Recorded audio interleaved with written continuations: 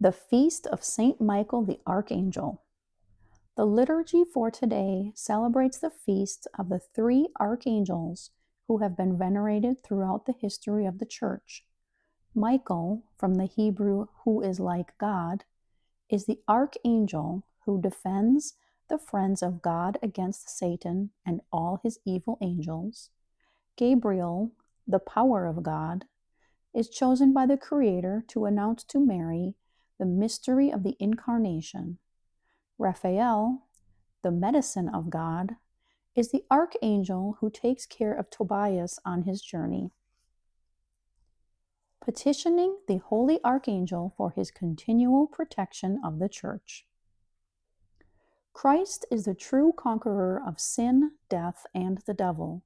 With him and in him, we always achieve victory, since he helps us through the angels and the saints. Referring to the final events of his life on earth, Jesus says, "Now is the judgment of the world. Now will the prince of the world be cast out. And I, if I be lifted up from the earth, will draw all things to myself." When the disciples report that the devils are subject to them in his name, the Lord exclaims, "I saw Satan fall as a bolt of lightning from heaven." Nevertheless, the triumph of Christ over the devil will not take place until the end of the world. Therefore, after exhorting the first Christians to have a full confidence in God, St. Peter tells them, "Cast all your anxieties upon him, because he cares for you." He also rouses them to vigilance. "Be sober and be watchful. Your adversary, the devil, prowls around like a roaring lion, seeking someone to devour." St. Cyprian appropriately comments, "He encircles each one of us like an enemy besieging a fortress, examining the walls to find a weak spot at which to launch an attack." Perhaps St. Peter recalls the following words of the Master as he writes his counsel to the early Christians. "Simon, Simon, behold, Satan has desired to have you, that he may sift you as wheat. But I have prayed for you, and your faith may not fail."